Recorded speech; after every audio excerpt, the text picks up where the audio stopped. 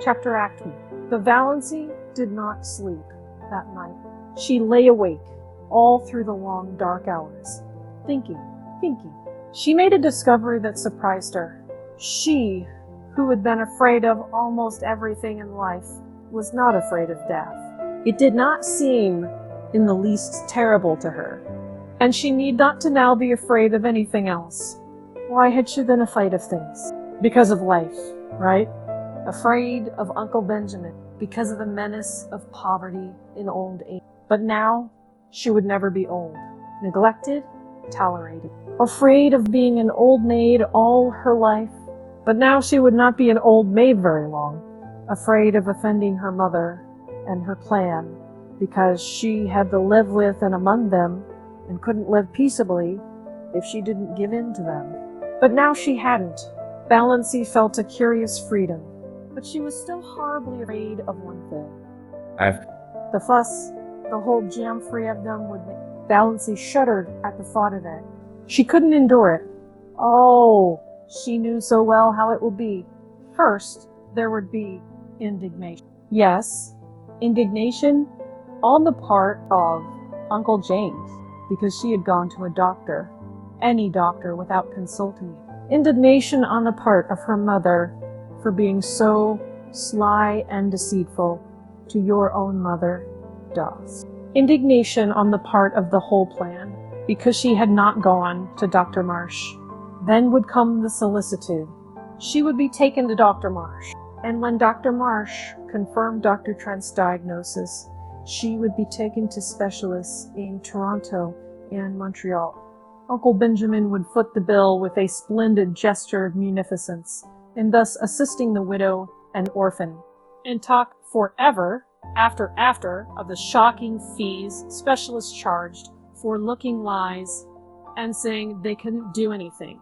And when the specialists could do nothing for her, Uncle James would insist on her taking purple pills, or known them to effect a cure when all the doctors had given up. And her mother would insist on Redfern's blood bitters, and Cousin Stickles would insist on rubbing her over the heart every night with Redfern's liniment, on the grounds that it might do good and couldn't do harm. And everybody else would have some pet dope for her to take. Dr. Stirling would come to her and say solemnly, "You are very ill. Are you prepared for what may be before you?" Almost as if you were going to shake his forefinger at her. The forefinger that had not grown any shorter or less knobbly with age. And she would be watched and checked like a baby, and never let do anything or go anywhere alone. Perhaps she would not even be allowed to sleep alone, lest she die in her sleep. Cousin Stickles, or her mother, would insist on sharing her room and bed. Yes, undoubtedly they would. It was this last thought that really decided Valancy. She could not put up with it, and she wouldn't. As the clock in the hall below struck 12, Valancy suddenly and definitely made up her mind that she would not tell anybody. She had always been told, ever since she could remember, that she must hide her feelings. It is not ladylike to have feelings, Cousin Stickles had once told her disapprovingly. Well, she would hide them with a vengeance. But though she was not afraid of death, she was not indifferent to it. She found that she resented it. It was not fair that she should have to die when she had never lived. Rebellion flamed up in her soul as the dark hours passed by, not because she had no future, but because she had no past. I'm poor, I'm ugly, I'm a failure, and I'm near death, she thought.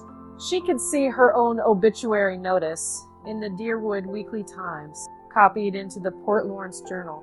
A deep gloom was cast over Deerwood, etc., etc. It leaves a large circle of friends to mourn, etc., etc., etc. Lies! All lies. Gloom, forsooth. Nobody would miss her. Her death would not matter a straw to anybody. Not even her mother loved her. Her mother, who had been so disappointed that she was not a boy, or at least a pretty girl. Valancy reviewed her whole life between midnight and the early spring dawn. It was a very drab existence, but here and there an incident loomed out with a significance out of all proportion to its real importance. These incidents were all unpleasant in one way or another. Nothing really pleasant had ever happened to Valancy. I've never had one wholly happy hour in my life, not one, she thought. I've just been a colorless non-entity. I remember reading somewhere once that there's an hour in which a woman might be happy all her life, if she could but find it. I've never found my hour. Never, never, never, and I never will now. If I could only have had that hour, I'd be willing to die.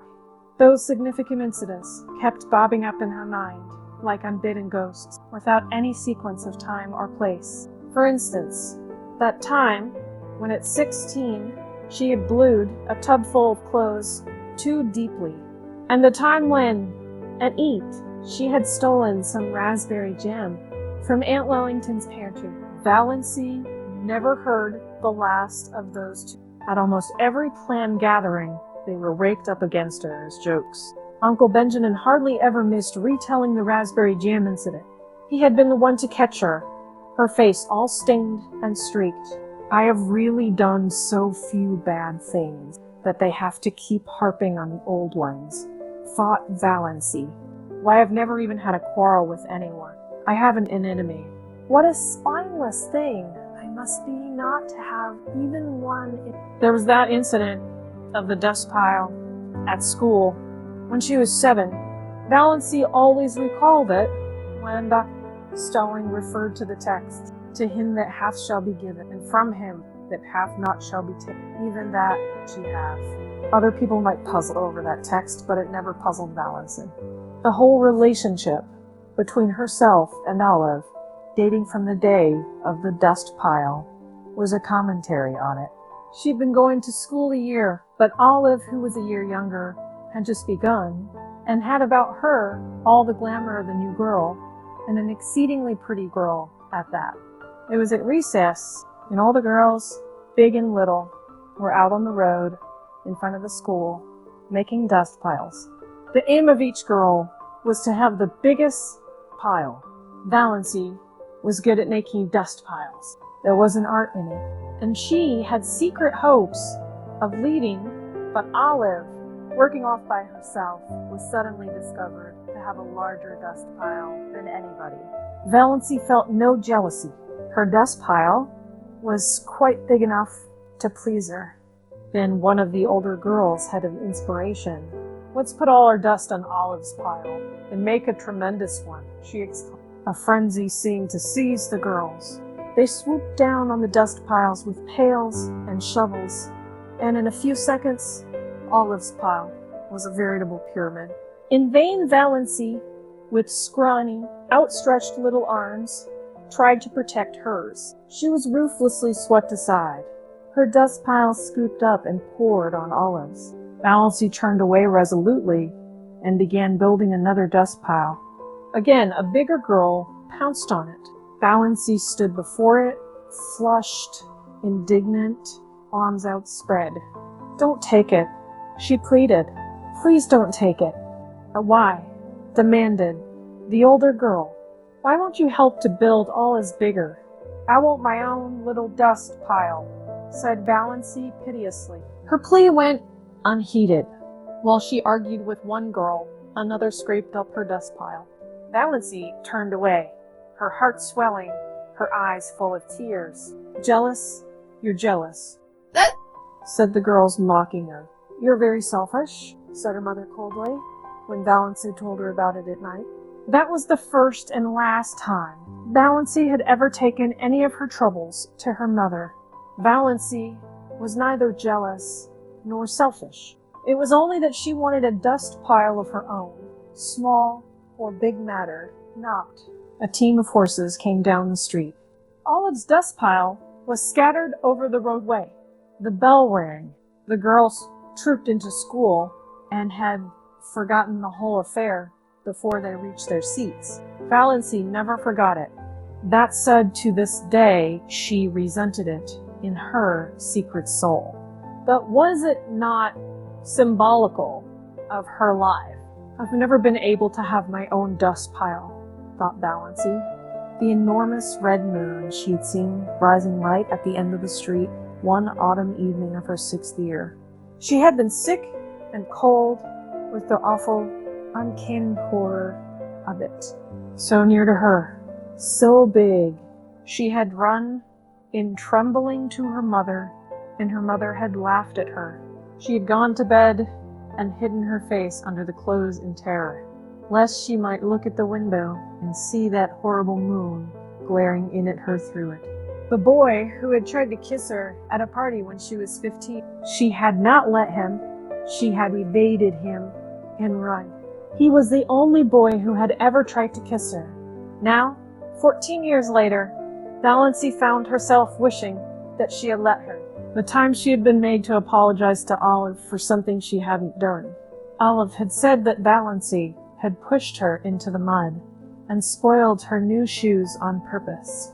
Valancy knew she hadn't. It had been an accident, and even that wasn't her fault, but nobody would believe her. She had to apologize and kiss Olive to make up. The injustice of it burned in her soul tonight. That summer, when Olive had the most beautiful hat, trimmed with creamy yellow net, with a wreath of red roses and little ribbon bows under the chin, Valancy had wanted a hat like that more than she had ever wanted anything. She pleaded for one and had been laughed at. All summer, she had to wear a horrid little brown sailor with elastic that cut behind her. None of the girls would go around with her because she was so shabby. Nobody but Olive. People had thought Olive so sweet and unselfish. I was an excellent foil for her, thought Valancy. Even then she knew that. Valancy had tried to win a prize for attendance in Sunday school once, but Olive won it. There were so many Sundays Valancy had to stay home because she had colds. She had once tried to say a piece in school one Friday afternoon and had broken down in it. Olive was a good reciter and never got stuck. The night she had spent in Port Lawrence with Aunt Isabel when she was 10. Byron Stirling was there, from Montreal, 12 years old, conceited, clever. At family prayers in the morning, Byron had reached across and given Valancy's thin arm such a savage pinch that she screamed out with pain. After prayers were over, she was summoned to Aunt Isabel's bar of judgment. But when she said Byron had pinched her, Byron denied it. He said she cried out because the kitten scratched her. He said she had put the kitten over her chair and was playing with it when she should have been listening to Uncle David's prayer. He was believed in the Stirling clan. The boys were always believed before the girls. Valancy was sent home in disgrace because of her exceedingly bad behavior during family prayers, and she was not asked to Aunt Isabel's again for many moons. The time Cousin Betty Stirling was married. Somehow Valancy got wind of the fact that Betty was going to ask her to be one of her bridesmaids. Valancy was secretly uplifted. It would be a delightful thing to be a bridesmaid, and of course she would have to have a new dress for it, a pretty new dress, a pink dress. Betty wanted her bridesmaids to dress in pink, but Betty had never asked her after all. Valancy couldn't guess why, but long after her secret tears of disappointment had been dried, Olive told her. Betty, after much consultation and reflection, had decided that Valancy was too insignificant. She would spoil the effect. That was 9 years ago. But tonight, Valancy caught her breath with the old pain and sting of it. That day, in her 11th year, when her mother had badgered her into confessing something that she had never done, Valancy had denied it for a long time, but eventually, for peace sake, she had given in and pleaded guilty. Mrs. Frederick was always making people lie by pushing them into situations where they had to lie. Then, her mother had made her kneel down on the parlor floor between herself and Cousin Stickles and say, "Oh God, please forgive me for not speaking the truth. Valancy had said it, but as she rose from her knees, she muttered, "But, oh God, you know I did speak the truth." Valancy had not then heard of Galileo, but her fate was similar to his. She was punished just as severely as if she hadn't confessed and prayed. The winter, she went to Ganson School. Uncle James had decreed she should go and had paid for her lessons. How she had looked forward to, and how she had hated it. She had never had a voluntary partner. A teacher always had to tell some boy to dance with her, and generally he had been sulky about it. Yet Valancy was a good dancer, as light on her feet as thistledown. Olive, who never lacked eager partners, was heavy. The affair of the button string, and she was 10, all the girls in school had button strings. Olive had a very long one, with a great many beautiful buttons. Valancy had one. Most of the buttons on it were very commonplace, but she had 6 beauties that had come off Grandmother Stirling's wedding gown, sparkling buttons of gold and glass, much more beautiful than any Olive had.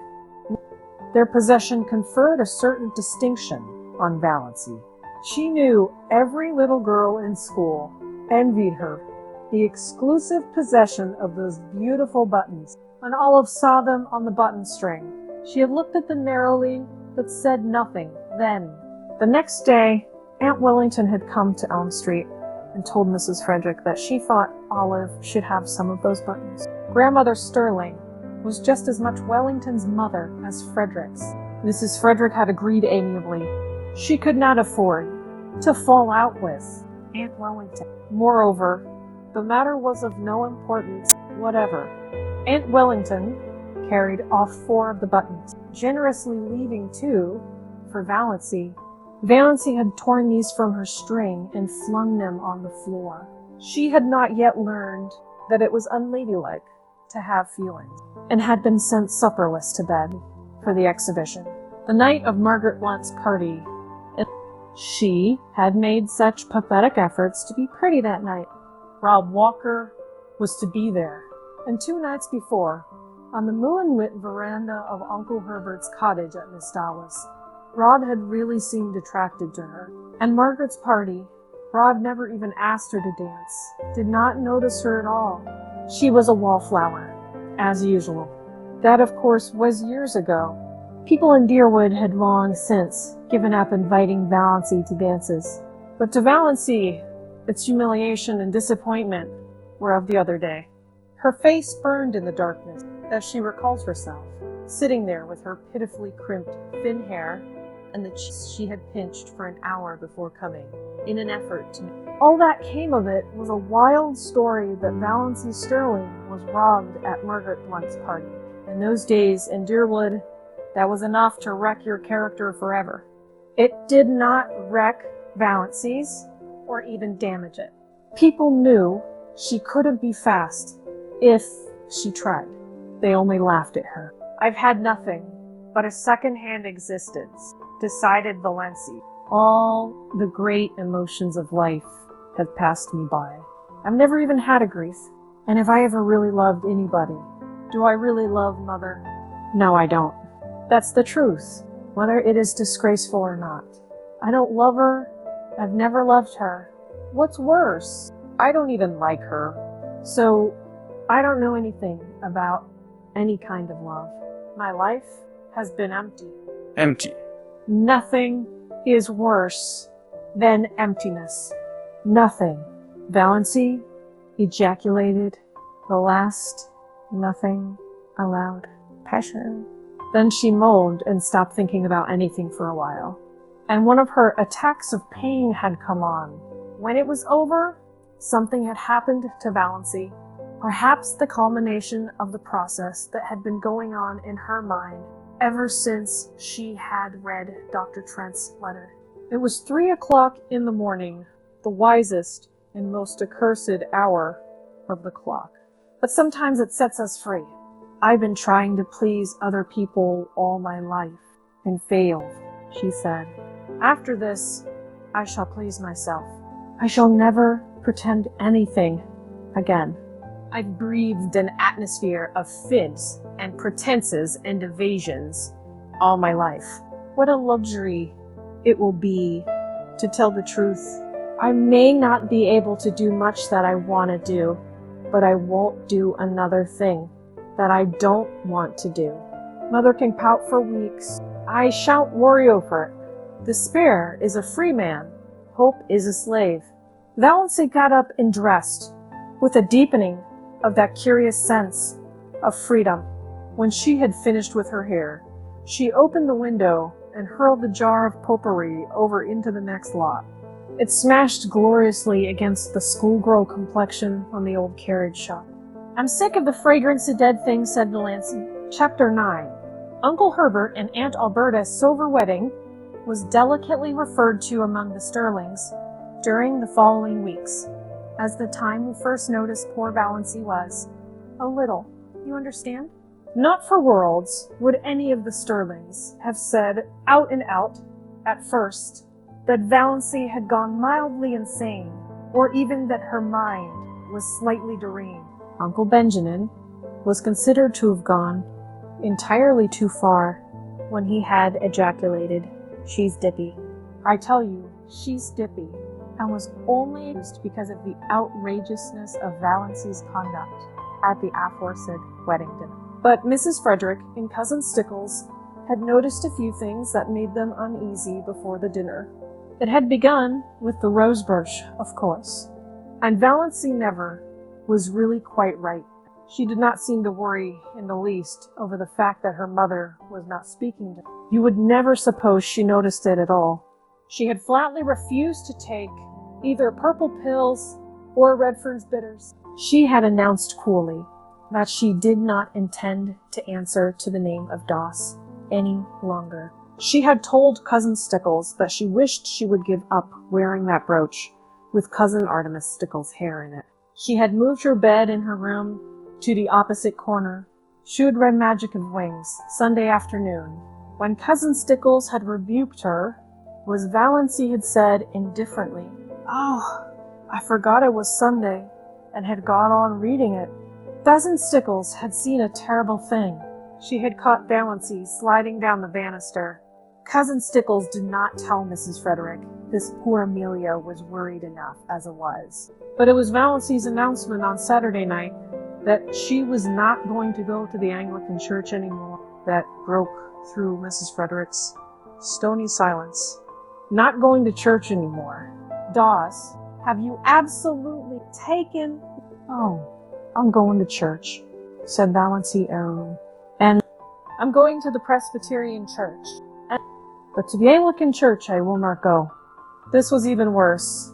Mrs. Frederick had recourse to tears, having found outraged majesty had ceased to be effective.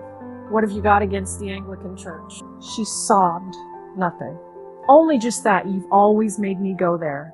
If you'd made me go to the Presbyterian church, I'd want to go to the Anglican. Is that a nice thing to say to your mother?" "Oh, how true it is that it is sharper than a serpent's tooth to have a thankless child." "Is that a nice thing to say to your daughter?" said unrepentant Valancy. So Valancy's behavior at the silver wedding was not quite the surprise to Mrs. Frederick and Christine Stickles that it was to the rest. They were doubtful about the wisdom of taking her, but concluded it would make talk if they didn't. Perhaps she would behave herself. And so far, no outsider suspected there was anything queer about her. By a special mercy of Providence, it had poured torrents Sunday, so Valancy had not carried out her hideous threat of going to the Presbyterian church. Valancy would not have cared in the least if they had left her at home. These family celebrations were all hopelessly dull, but the Stirlings always celebrated everything. It was a long-established custom. Even Mrs. Frederick gave a dinner party on her wedding anniversary, and Cousin Stickles had friends in to supper on her birthday. Valancy hated these entertainments because they had to pinch and save and contrive for weeks afterwards to pay for them. But she wanted to go to the silver wedding. It would hurt Uncle Herbert's feelings if she stayed away, and she rather liked Uncle Herbert. Besides, she wanted to look over all her relatives, firm her new angle. It would be an excellent place to make public her Declaration of Independence, if occasion offered. "Put on your brown silk dress," said Mrs. Stirling, as if there were anything else to put on. She had only the one festive dress, that snuffy brown silk Aunt Isabel had given her. Aunt Isabel had decreed that Valancy should never wear colors. They did not become her. When she was young, they allowed her to wear white, but that had been tacitly dropped for some years. Valancy put on the brown silk. It had a high collar and long sleeves. She had never had a dress with low neck and elbow sleeves, although they had been worn, even in Deerwood, for over a year. But she did not do her hair pompadour. She knotted it on her neck and pulled it out over her ears. She thought it became her. Only the little knot was so absurdly small. So Mrs. Frederick resented the hair, but decided it was wisest to say nothing on the party. It was so important that Valancy should be kept in good humor, if possible, until it was over. Mrs. Frederick did not reflect that this was the first time in her life that she had thought it necessary to consider Valancy's humors. But then, Valancy had never been queer before. On their way to Uncle Herbert's, Mrs. Frederick and Cousin Stickles walking in front, Valancy trotting meekly along behind. Roaring Abel drove past them, drunk as usual, but not in the roaring stage, just drunk enough to be excessively polite. He raised his disreputable old tartan cap with the air of a monarch saluting his subjects and swept them a grand bow. Mrs. Frederick and Cousin Stickles dared not cut Roaring Abel altogether. He was the only person in Deerwood who could be got to do odd jobs of carpentering and repairing when they needed to be done, so it would not do to offend him. But they responded with only the stiffest, slightest of bows. Roaring Abel must be kept in his place. Valancy, behind them, did a thing they were fortunately spared seeing. She smiled gaily and waved her hand to Roaring Abel. Why not? She had always liked the old sinner. He was such a jolly, picturesque, unashamed reprobate, and stood out against the drab respectability of Deerwood, and its customs like a flame-red flag of revolt and protest. Only a few nights ago, Abel had gone through Deerwood in the wee smalls, shouting oaths at the top of his stentorian voice, which could be heard for miles, and lashing his horse into a furious gallop as he tore along prim, proper Elm Street. Yelling and blaspheming like a fiend, shuddered Cousin Stickles at the breakfast. I cannot understand why the judgment of the Lord has not fallen upon that man long ere this, said Mrs. Frederick petulantly, as if she thought Providence was very dilatory and ought to have a gentle reminder. He'll be picked up dead some morning. He'll fall under his horse's hoofs and be trampled to death, said Cousin Stickles reassuringly. Our Valancy had said nothing, of course, but she wondered to herself if Roaring Abel's periodical sprees were not his futile protest against the poverty and drudgery and monotony of his existence. She went on dream sprees in her blue castle. Roaring Abel, having no imagination, could not do that. His escapes from reality had to be concrete, so she waved at him today with a sudden fellow feeling, and Roaring Abel, not too drunk to be astonished, nearly fell off his seat in his amazement. By this time they had reached Maple Avenue and Uncle Herbert's house, a large, pretentious structure peppered with meaningless bay windows and excrescent porches, a house that always looked like a stupid, prosperous, self-satisfied man with warts on his face. A house like that, said Valancy solemnly, is a blasphemy. Mrs. Frederick was shaken to her soul. What had Valancy said? Fine. Was it profane or only just queer? Mrs. Frederick took off her hat. In Aunt Alberta's spare room, with trembling hands, she made one more feeble attempt to avert disaster. She held Valancy back on the landing as Cousin Stickles went downstairs. Won't you try to remember, your lady? She pleaded. Oh, if there were only any hope of being able to forget it. said Valancy warily. Mrs. Frederick felt that she had not deserved this from Providence. Chapter 10. Bless this food to our use, and consecrate our lives to thy service, said Uncle Herbert briskly, and Wellington frowned. She always considered Herbert's graces entirely too short and flippant. A grace, to be a grace in Anne Wellington's eyes, had to be at least 3 minutes long and uttered in an unearthly tone between a groan and a chant. As a protest, she kept her head bent a perceptible time after all the rest had been lifted. When she permitted herself to sit upright, she found Valancy looking at her. Ever afterwards, Aunt Wellington averred that she had known from that moment that there was something wrong with Valancy. In those queer, slanted eyes of hers, we should always have known she was not entirely right with eyes like that. There was an odd gleam of mockery and amusement, as if Valancy were laughing at her.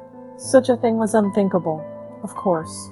Aunt Wellington at once ceased to think it. Valancy was enjoying herself. She had never enjoyed herself at a family reunion before. In social function, as in childish games, she had only filled in. Her clan had always considered her very dull.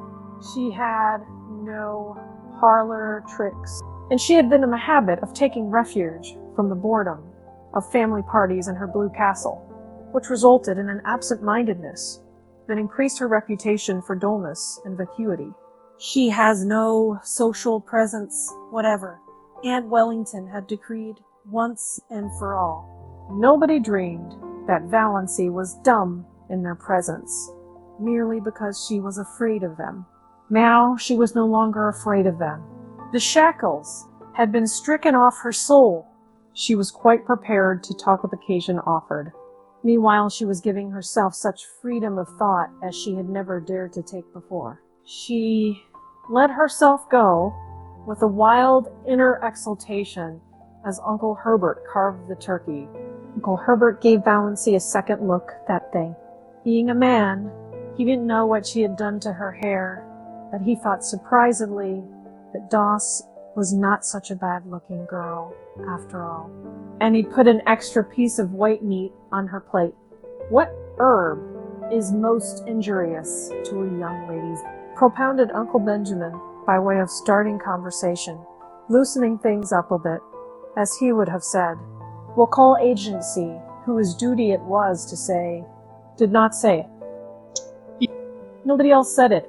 So Uncle Benjamin, after an expectant pause, had the answer time and felt that his riddle had fallen flat. He looked resentfully at Valancy, who had never failed him before.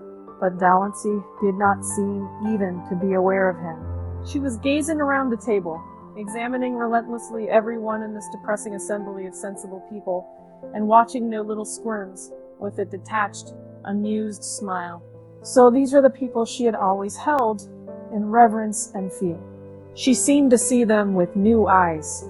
Big, capable, patronizing, voluble Aunt Mildred, who thought herself the cleverest in the clan, her husband a little lower than. Had not her son, Howard, been all through teething in 11 months? And could she not tell you the best way to do everything, from cooking mushrooms to picking up a snake? What a bore she was. What ugly moles she had on her face. Cousin Gladys, who was always praising her son, who had died young, and always fighting with her living one. She had neuritis, or what she called neuritis. It jumped about from one part of her body to another. It was a convenient thing. If anybody wanted her to go somewhere, she didn't want to go, she had neuritis in her legs, and always if any mental effort was required, she could have neuritis in her head. You can't think with neuritis in your head. What an old humbug you are. Thought Valancy, implement it, Valancy, implement it. Aunt Isabel. Valancy counted her chins. Aunt Isabel was the critic of the clan. She had always gone about squashing people flat. More members of it than Valancy were afraid of her. She had, it was conceded, a biting tongue. I wonder what would happen to your face if you ever smiled, speculated Valancy unblushingly. Second cousin Sarah Taylor, with her great, pale, expressionless eyes, who was noted for the variety of her pickle recipes and for nothing else. So afraid of saying something indiscreet that she never said anything worth listening to. So proper that she blushed when she saw the advertisement picture of a corset and had put a dress on her Venus de Milo statuette, which made it look real tasty. Little cousin, Georgiana. Not such a bad little soul, but dreary, very, always looking as if she had just been starched in iron, always afraid to let herself go. The only thing she really enjoyed, it was a funeral. You knew where you were with the corpse. Nothing more could happen to it. But while there was life, there was fear. Uncle James, handsome black, with his sarcastic trap-like mouth and iron-gray sideburns, whose favorite amusement was to write controversial letters to the Christian Times, attacking modernism. Valancy always wondered if he looked as solemn when he was asleep as he did when awake. No wonder his wife had died young. Valancy remembered her. A pretty sensitive thing. Uncle James had denied her everything she wanted and showered on her everything she didn't want. He had killed her, quite legally. She'd been smothered and starved. Uncle Benjamin, wheezy, pushing-mouthed, with great pouches under eyes that held nothing in reverence. Uncle Wellington, long pallid face, thin pale yellow hair, one of the fair Stirlings, thin stooping body, abominably high forehead with such ugly wrinkles, and eyes about as intelligent as a fish's, thought Valancy. Looks like a cartoon of himself. Aunt Wellington, named Mary, but called by her husband's name to distinguish her from Great Aunt Mary.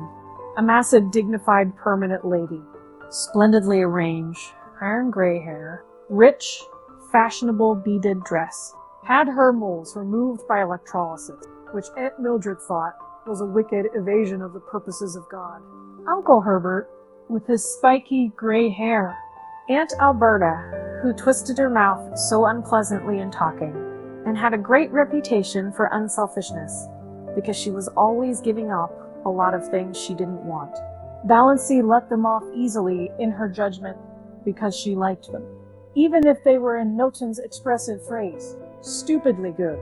But she wondered for what inscrutable reason Aunt Alberta had seen fit to tie a black velvet ribbon around each of her chubby arms above the elbow. Then she looked across the table at Olive. Olive, who had been held up to her as a paragon of beauty, behavior, and success as long as she could remember. Why can't you hold yourself like Olive Doss? Why can't you stand correctly like Olive Doss? Why can't you speak prettily like Olive Doss? Why can't you make an effort, Doss? Valancy's elfin eyes lost their mocking glitter and became pensive and sorrowful. You could not ignore or disdain Olive. It was quite impossible to deny that she was beautiful and effective, and sometimes she was a little intelligent. Her mouth might be a trifle heavy. She might show her fine, white, regular teeth rather too lavishly when she smiled. But when all was said and done, Olive justified Uncle Benjamin's summing up. A stunning girl. Yes, Valancy agreed in her heart. Olive was stunning. Rich, golden brown hair, elaborately dressed, with a sparkling bandeau holding its glossy puffs. Large, brilliant, blue eyes, silken. Face of rose and bare neck of snow, rising above her gown. Great pearl bubbles in her ears. The blue-white diamond flame on her long, smooth, waxen finger, with its rosy, pointed arms of marble, gleaming through green chiffon and shadow lace. Valancy felt suddenly thankful that her own scrawny arms were decently swathed in brown silk. Then she resumed her tabulation of Olive's charms. Tall, queenly, confident. Everything that Valancy was not. Dimples, too. in cheeks and chin. A woman with dimples always gets her own way, thought Valancy in a recurring spasm of bitterness at the fate which had denied her even one dimple. Olive was only a year younger than Valancy, though a stranger would have thought that there was at least 10 years between them. But nobody ever dreaded old maidenhood for her. Olive had been surrounded by a crowd of eager beaux since her early teens, just as her mirror was always surrounded by a fringe of cards, photographs, programs, and invitations. At 18, when she had graduated from Havergal College, Olive had been engaged to Will Desmond, lawyer in embryo. Will Desmond had died, and Olive had mourned for him properly for 2 years. When she was 23, she had a hectic affair with Donald Jackson, but Aunt and Uncle Wellington disapproved of that, and in the end, Olive dutifully gave love. Nobody in the Stirling clan, whatever outsiders might say, hinted that she did so because Donald himself was cooling off. However that might be, Olive's third venture met with everybody's approval. Cecil Price was clever and handsome and one of the Port Lawrence Prices. Olive had been engaged to him for 3 years. He had just graduated in civil engineering, and they were to be married as soon as he landed a contract. Olive's hope chest was full to overflowing with exquisite things, and Olive had already confided to Valancy what her wedding dress was to be.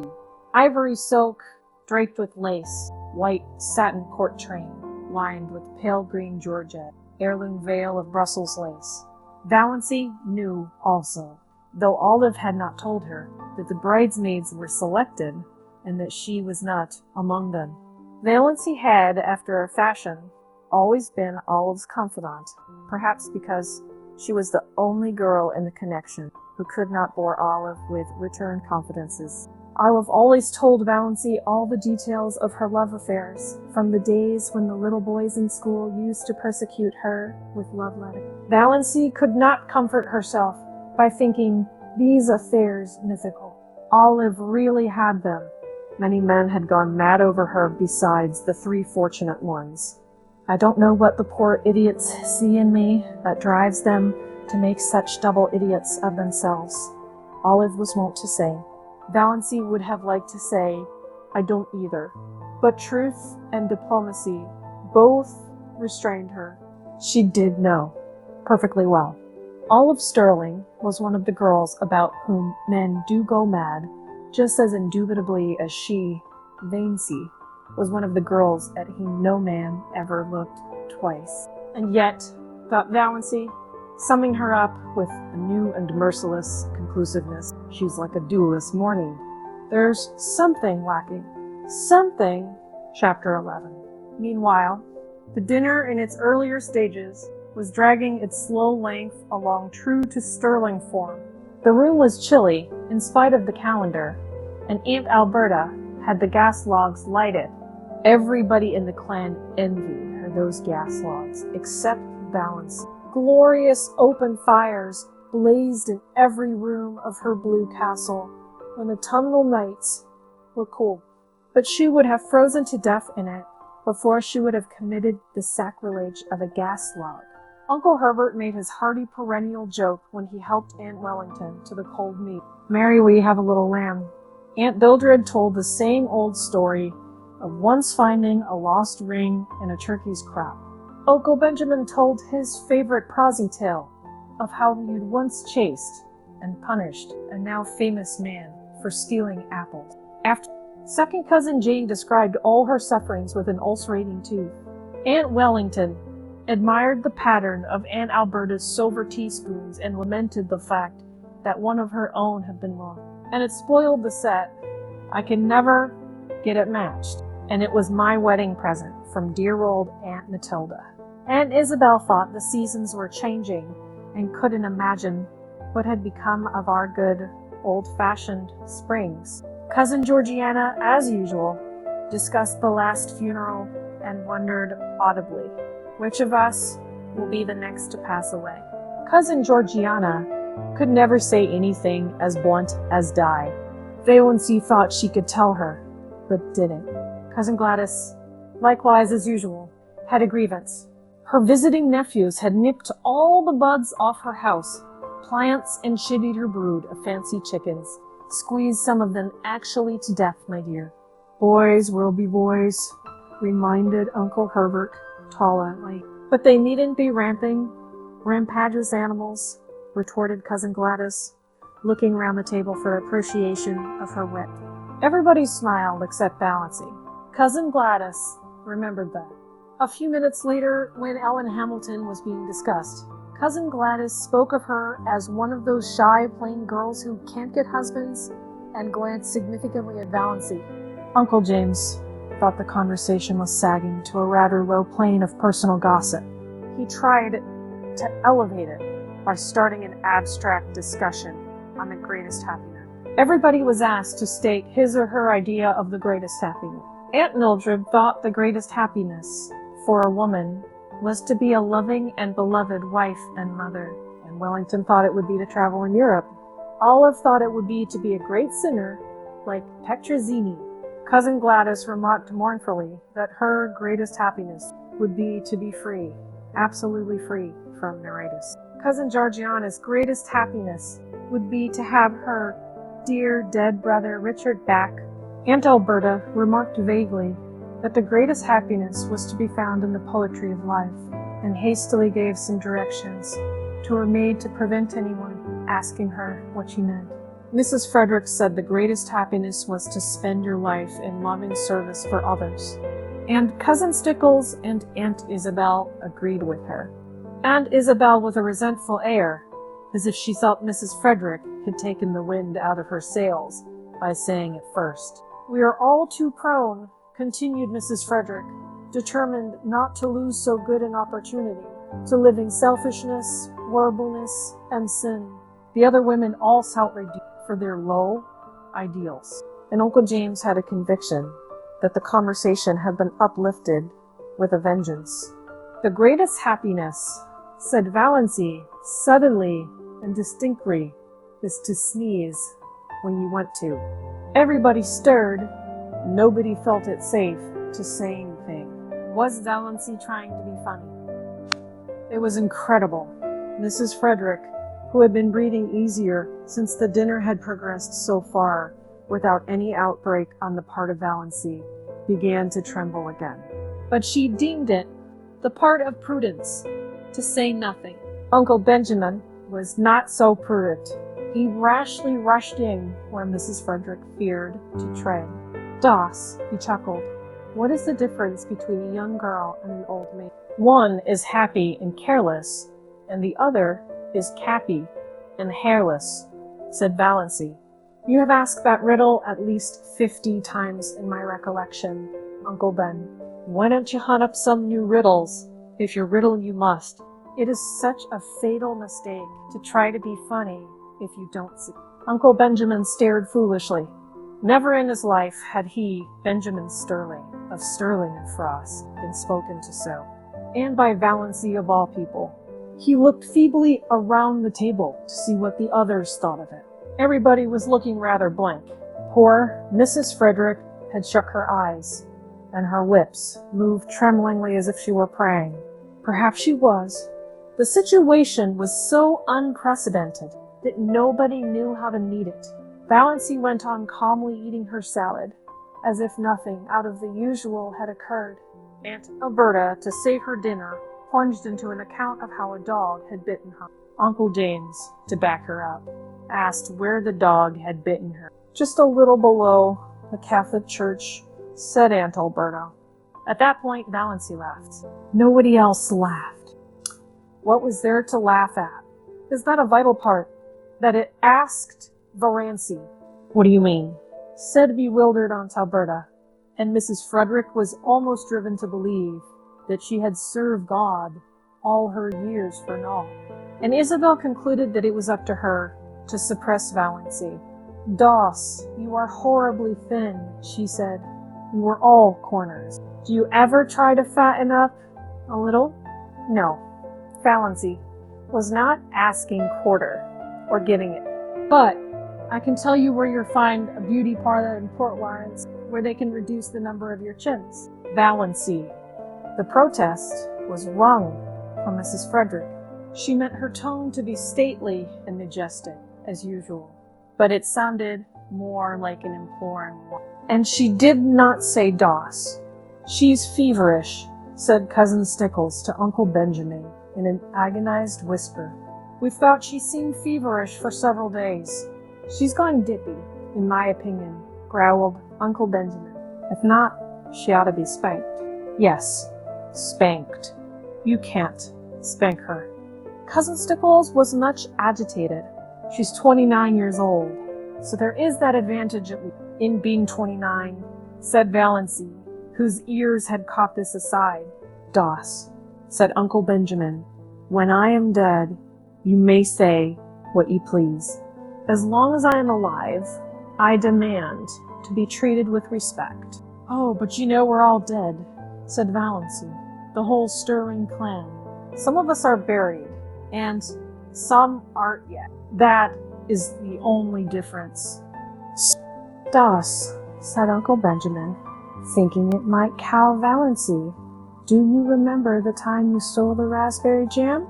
Valancy flushed scarlet, with suppressed laughter, not shame. She had been sure Uncle Benjamin would drag that jam in somehow. Of course I do, she said. It was good jams. I've always been sorry I hadn't time to eat more of it before you found me. Oh, look at Aunt Isabel's profile on the wall. Did you ever see anything so funny?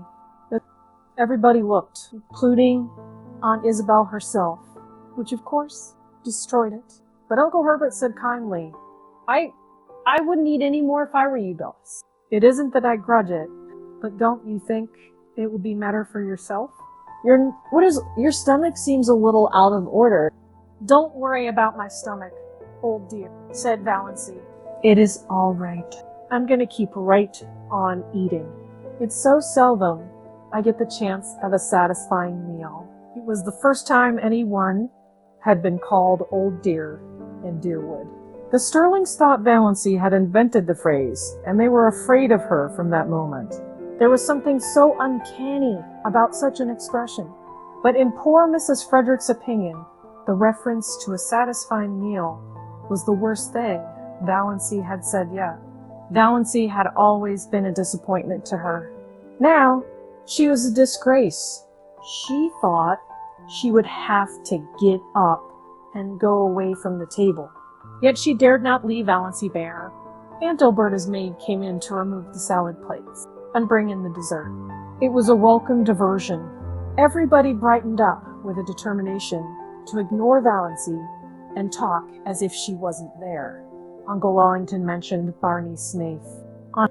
Eventually somebody did mention Barney Snaith at every Stirling function. Valancy reflected. Whatever he was an individual that could not be ignored. She resigned herself to listen. There was a settled fascination in the subject for her, that she had not yet faced this fact. She could feel her pulses beating to her fingertips. Of course they abused him. Nobody ever had a good word to say of Barney Snaith. All the old, wild tales were canvassed. The defaulting cashier, counterfeiter, infidel, murder, and hiding legends were thrashed out. Uncle Wellington was very indignant that such a creature should be allowed to exist at all in the neighborhood of Deerwood. He didn't know what the police at Port Lawrence were thinking of. Everybody would be murdered in their beds some night. The world added to, rapactly like we're usually entertaining in sight. It was a shame, but he should be allowed to be at large after all that he had done. What has he done? Asked Valancy suddenly. Uncle Wellington stared at her, forgetting that she was to be ignored. Done. Done. He's done everything. What has he done? Repeated Valancy inexorably. What do you know that he has done? You're always running him down. And what has ever been proved against him? I don't argue with women, said Uncle Wellington, and I don't need proof. When a man hides himself up there on an island in Muskoka, year in and year out, and nobody can find out where he came from, or how he lives, or what he does there, that's proof enough. Find a mystery and you find a crime. The very idea of a man named Sneth, said second cousin Sarah. Why? The name itself is enough to condemn him. I wouldn't like to meet him in a dark lane, shivered cousin Georgiana. What do you suppose he would do to you? Asked Valancy. Murder me, said cousin Georgiana solemnly. Just for the fun of it, suggested Valancy. Exactly, said cousin Georgiana unsuspiciously. When there's so much smoke, there must be some fire. Right? I was afraid he was a criminal when he came in his first. I felt he had something to hide. I'm not often mistaken in my intuitions. Criminal.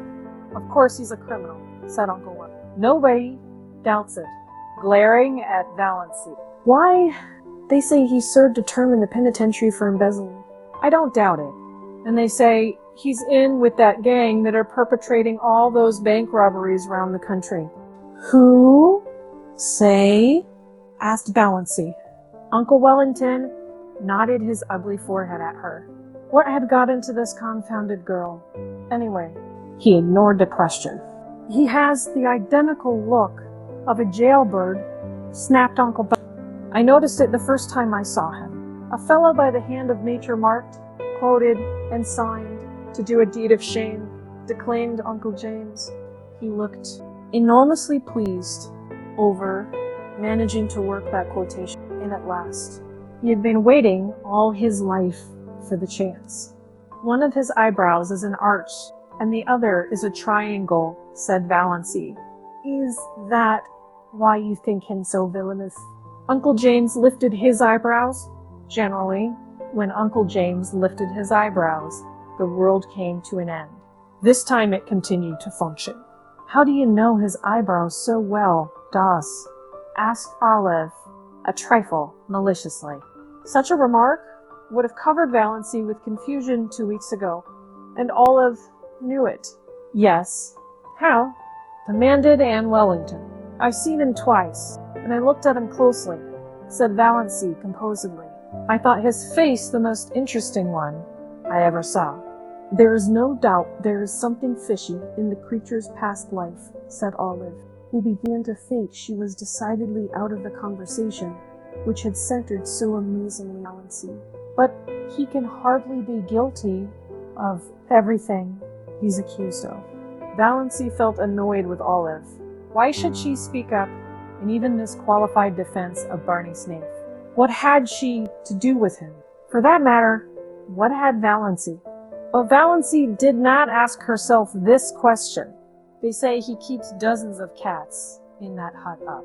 Back on Mestawas, said second cousin Sarah Taylor, by way of appearing not entirely ignorant. Cats. It sounded quite a warning to Valancy in the plural. She pictured an island in Muskoka haunted by pussies. That alone shows there is something wrong with him, decreed Aunt Isabel. People who don't like cats, said Valancy, attacking her dessert with a relish, always seem to think that there is some peculiar virtue in not liking them. The man hasn't a friend except a Roaring Abel, said Uncle Wellington. And if Roaring Abel had kept away from him, as everybody else did, it would have been better for some members of his family. Uncle Wellington's rather lame conclusion was due to a marital glance from Aunt Wellington, reminding him of what he had almost forgotten, that there were girls at the table. If you mean, said Valancy passionately, that Barney Snaith is the father of Cecily Gay's child, he isn't. It's a wicked lie. In spite of her indignation, Valancy was hugely amused at the expression of the faces around that festal table. She had not seen anything like it since the day, 17 years ago, when at Cousin Greta's thimble party, they discovered that she had got something in her head at school. Lice in her head. Valancy was done with euphemisms. Poor Mrs. Frederick was almost in a state of collapse. She had believed, or pretended to believe, that Valancy still supposed that children were found in parsley beds. Hush, hush, implored Cousin Stickles. I don't mean to hush, said Valancy perversely. I've hushed all my life. I'll scream if I want to. Don't make me want to. And stop talking nonsense about Barney Sneath. Valancy didn't exactly understand her own. What of Barney Snaith's imputed crimes mattered to her? And why, out of them all, did it seem most intolerable that he should have been poor, pitiful little Cecily Gay's false lover? For it did seem intolerable to her. She did not mind when they called him a thief and a counterfeiter and jailbird, but she could not endure to think that he had loved and ruined Cecily Gay. She recalled his face on the 2 occasions of their chance meetings. His twisted, enigmatic, engaging smile, his twinkle, his thin, sensitive, almost ascetic lips, his general air of frank daredeviltry. A man with such a smile and lips might have murdered or stolen, but he could not have betrayed. She suddenly hated everyone who said it or believed it of him. When I was a young girl, I never thought or spoke about such matters, Doss said at Willington, crushingly. But I'm not a young girl, retorted Valancy, uncrushed. Aren't you always revving that into me? And you are all evil-minded, senseless gossips. Can't you leave poor Sissy Gay alone? She's dying. Whatever she did, God or the devil has punished her enough for it. You needn't take a hand, too. As for Barney Sneath, the only crime he has been guilty of is living to himself and minding his own business. He can, it seems, get along without you, which is unpardonable sin, of course. Little snowbalker. Valancy coined the concluding word suddenly and felt that it was an inspiration. That was exactly what they were, and not one of them was fit to mend another. Valancy, your poor father would turn over in his grave if he could hear you, said Mrs. Frederick. I dare say he would like that for a change, said Valancy brazenly. Doss, said Uncle James heavily. The 10 Commandments are fairly up to date still, especially the 5th. Have you forgotten that? No, said Valancy, but I thought you had especially the 9th. Have you ever thought, Uncle James, how dull life would be without the 10 Commandments? It is only when things are forbidden that they become fascinating. But her excitement had been too much for her. She knew, by certain unmistakable warnings, that one of her attacks of pain was coming on. It must not find her there. She rose from her chair. I am going home now. I only came for the dinner. It was very good, Aunt Alberta, although your salad dressing is not salt enough, and a dash of cayenne would improve it. None of the flabbergasted silver wedding guests could participate in the lawn gate, clanged behind Valancy in the dusk. Then, he's feverish. I've said right along, she was feverish, known to Cousin Stickles. Uncle Benjamin punished his pudgy left hand fiercely with his pudgy right. She's dippy. I tell you, she's gone dippy. He snorted. That's all there is about it. Clean dippy. Oh, Benjamin, said Cousin Georgiana soothingly, don't condemn her too rashly. We must remember what dear old Shakespeare says, that charity thinketh no evil. Charity! Poppycock, snorted Uncle Benjamin. I never heard a young woman talk such stuff in my life as she just did. Talking about things she ought to be ashamed to think of, much less mention. Blasphemy, insulting U.S. What she wants is a generous dose of spank weed, and I'd like to be the one to administer it. Ah! Uncle Benjamin gulped down the half of a scalding cup of coffee. Do you suppose that the mumps could work on a person that way? Wailed. I opened an umbrella in the house yesterday, sniffed Cousin Georgiana. I knew it betokened some misfortune. Have you tried to find out if she has a temperature? Asked Cousin Mildred. She wouldn't let Amelia put the thermometer under her tongue, whimpered Cousin Stickles. Mrs. Frederick was openly in tears. All her defenses were down. I must tell you, she sobbed, that Valancy has been acting very strangely for over 2 years. She hasn't been a bit like herself, Christine could tell you. I have hoped, against hope, that it was only one of her colds coming on. But it must be something worse. This is bringing on my neuritis again, said Cousin Gladys, putting her hand to her head. Don't cry, Amelia, said Herbert kindly, pulling nervously at his spiky gray hair. He hated family ructions. Very inconsiderate of Doss to start one at his silver wedding. Who could have supposed she had it in her? You'll have to take her to a doctor. This may be only, a brainstorm. There are such things as brainstorms nowadays, aren't there? I suggested consulting a doctor to her yesterday, moaned Mrs. Frederick. And she said she wouldn't go to a doctor, wouldn't. Surely I've had trouble enough. And she won't take Redfern's bitters, said Cousin Stickles. Or anything, said Mrs. Frederick. And she's determined to go to the Presbyterian church, said Cousin Stickles, repressing, however, to her credit be it said, the story of the banister. That proves she's dippy, growled Uncle Benjamin. I noticed something strange about her the minute she came in today. I noticed it before today. Uncle Benjamin was thinking of Mars Agetch. Everything she said today showed an unbalanced mind. That question, was it a vital part? Was there any sense at all in that remark? None. Whatever. There never was anything like that in the Stirlings. It must be from the one's bars. Poor Mrs. Frederick was too crushed to be indignant. I never heard of anything like that in the one's bars.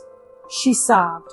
Your father was odd enough, said Uncle Benjamin. Poor Pa was peculiar, admitted Mrs. Frederick tearfully, but his mind was never affected. He talked all his life exactly as Valancy did today, retorted Uncle Benjamin, and he believed he was his own great-great-grandfather, born over again. I've heard him say it.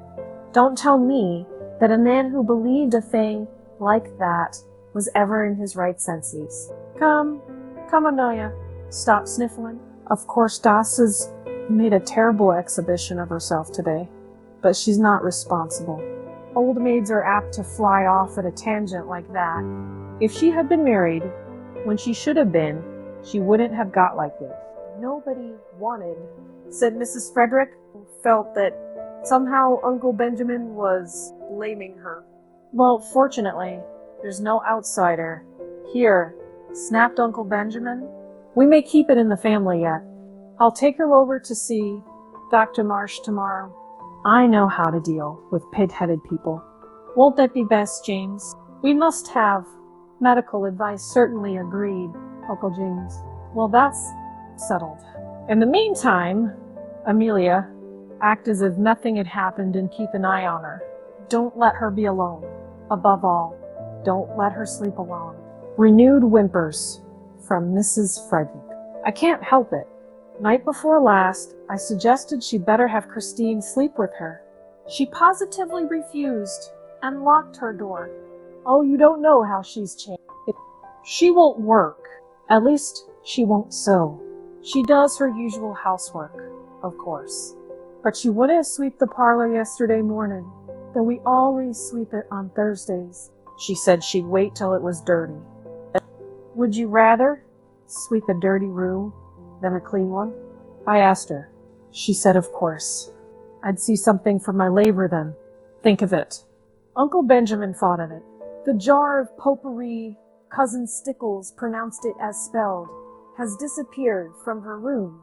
I found the pieces in the next lot. She won't tell us what happened to it. I should never have dreamed it of Doss, said Uncle Herbert. She has always seemed such a quiet, sensible girl. A bit backward, but sensible.